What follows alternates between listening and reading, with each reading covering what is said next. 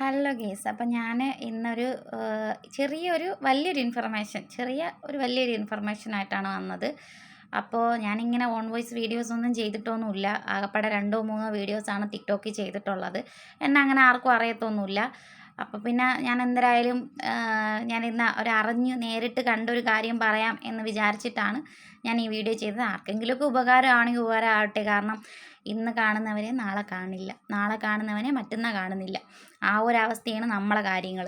അപ്പം എന്തെങ്കിലുമൊക്കെ ഉപകാരം നമ്മളെ കൊണ്ട് ചെയ്യാൻ പറ്റണമെങ്കിൽ അത്രയും വലിയ പുണ്യം കിട്ടും എന്നുള്ള അങ്ങനെ വിശ്വസിക്കുന്ന ഒരാളാണ് ഞാൻ. അപ്പോൾ ഈ കാണാത്ത കാര്യങ്ങൾ അങ്ങനെ പറയണത് എനിക്കിഷ്ടമല്ല. ഞാൻ കണ്ടറിഞ്ഞ കാര്യങ്ങൾ മാത്രം പറയുന്നതിനാണ് എനിക്ക് താല്പര്യം. അങ്ങനെയുള്ള കാര്യങ്ങളെ ഞാൻ വിശ്വസിക്കാറുള്ളൂ.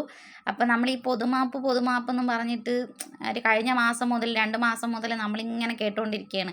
അപ്പോൾ ആൾക്കാർ നല്ല പ്രതീക്ഷയിലാണ്, ഭയങ്കര ഹാപ്പിയിലാണ്. അപ്പോൾ അതിനെക്കുറിച്ച് ഞാൻ ഇന്ന് കണ്ടറിഞ്ഞ കാര്യങ്ങൾ ഞാൻ പറഞ്ഞുതരാം. അപ്പം ഞാൻ എൻ്റെ ഒരു ഫ്രണ്ട് വിസിറ്റിംഗ് വിസയിൽ ഷാർജ വിസിറ്റിംഗ് വിസയിൽ വന്നതാണ്.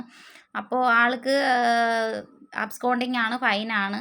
അപ്പം നമ്മൾ എന്ത് ചെയ്യുകയെന്ന് വെച്ചാൽ, അപ്പം ഞാൻ ഇന്ന് ഒരു ഹെൽപ്പ് ലൈൻ നമ്പർ ടിക്ടോക്കിൽ തന്നെ വന്നിട്ടുണ്ടായിരുന്നു, കുറച്ച് നമ്പേഴ്സ്. അതിൽ വിളിച്ചിട്ട് എവിടെയാണ് നമ്മൾ പോവേണ്ടത്, എന്താ ചെയ്യേണ്ടതെന്ന് പറഞ്ഞ് അവർ പറഞ്ഞു തരും എന്ന് പറഞ്ഞിട്ട് ആ നമ്പറിൽ വിളിച്ചായിരുന്നു.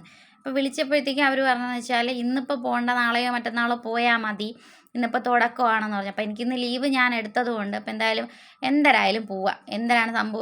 എന്തിനാണ് സംഭവം എന്ന് നമുക്ക് അറിയണമല്ലോ. കാരണം അപ്പം നമ്മളെന്ത് ചെയ്ത് അവരുടെ അടുത്ത് ചോദിച്ചു എവിടെയാണ് പോകേണ്ടതെന്ന് വെച്ചപ്പോൾ അവർ പറഞ്ഞു വെച്ചാൽ, തഹസീൽ ഓഫീസ്, ഷാർജ വിസ ആണെങ്കിൽ തഹസീൽ ഓഫീസിൽ പോകാൻ പറഞ്ഞു, ദുബായ് ആണെങ്കിൽ ആമറിൽ പോകാൻ പറഞ്ഞു.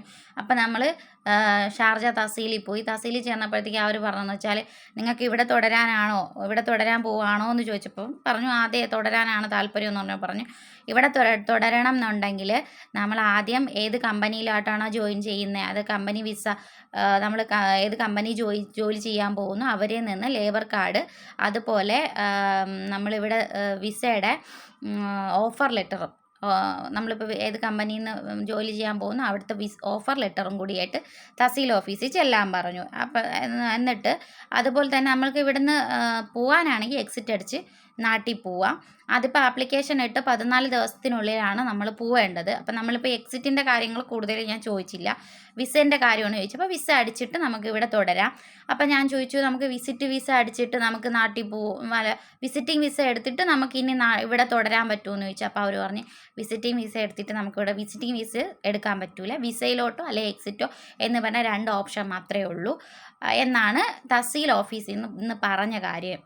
അപ്പോൾ അത് കുറേ പേർക്ക് അറിയില്ല. വിസിറ്റ് എടുത്ത് നിൽക്കാമെന്നൊക്കെ വിചാരിക്കുന്നവരുണ്ടാവും. പക്ഷെ അങ്ങനെയല്ല, ഇങ്ങനെയാണ് കാര്യങ്ങൾ. അപ്പോൾ ആർക്കെങ്കിലും ഈ വീഡിയോ ഉപകാരമാവുമെങ്കിൽ വലിയ കാര്യമല്ലേ എന്ന് വെച്ചിട്ടാണ് ഞാൻ ഈ വീഡിയോ ഇട്ടത്. അപ്പോൾ അല്ലാതെ വെറുതെ നമ്മൾ റൂമിലിരുന്നിട്ട് അവർ ചെയ്തു തരും, ഇവർ ചെയ്തു തരും, അയ്യോ അവരുടെ അടുത്ത് പറഞ്ഞാൽ അവർ റെഡിയാക്കി തരുമെന്ന് പറഞ്ഞിട്ട് കാര്യമില്ല.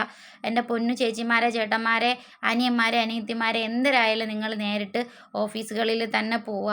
അതായത് തഹസീലുകളിലോ ആമറിലോ അങ്ങനെയുള്ള ഇന്ത്യൻ അസോസിയേഷൻ അങ്ങനെയുള്ള അടുത്തൊക്കെ നിങ്ങൾ നേരിട്ട് ഇറങ്ങി ചെല്ലുക.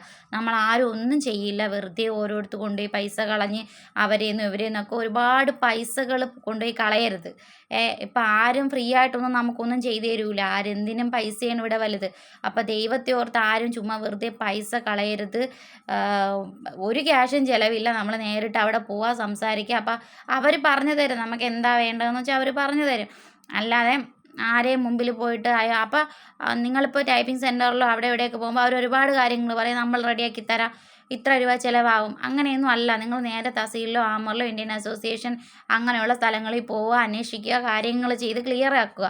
അല്ലാതെ ആര് പറയണേ കേൾക്കല്ലേ എൻ്റെ പൊന്ന് സഹോദരിമാരെ. അപ്പോൾ ഞാൻ കണ്ടറിഞ്ഞ കാര്യങ്ങൾ ഞാൻ നിങ്ങളുമായിട്ട് ഷെയർ ചെയ്തു, അത്ര തന്നെ ഉള്ളൂ. അപ്പോൾ നല്ല കാര്യങ്ങൾ ചെയ്യാൻ വേണ്ടിയിട്ട് നമ്മൾ തന്നെ ഇറങ്ങുക. അല്ല നമുക്ക് വേണ്ടിയിട്ട് ആരും കണ്ടില്ല. നമ്മൾ UAEയിൽ വന്നത് നമ്മൾ ഒറ്റയ്ക്കാണെന്ന് നമ്മൾ UAEയിലോട്ട് വന്നത്. അത് ജീവിക്കാൻ വേണ്ടിയിട്ടാണ് നമ്മൾ UAEയിലോട്ട് വന്നത്. അപ്പം അവരും ഹെൽപ്പാക്കുമെന്നും പറഞ്ഞിട്ട് നമ്മൾ റൂമിൽ കുത്തിയിരുന്ന് പേടിച്ച് കൂടുതലും ടെൻഷനാണ്. അയ്യോ ടെൻഷൻ അടിച്ചിട്ടാണ് കൂടുതൽ പേര് ഒന്നിനുമായിട്ടും ഇറങ്ങാത്തത്, പലരെ ആശ്രയിക്കുന്നത്.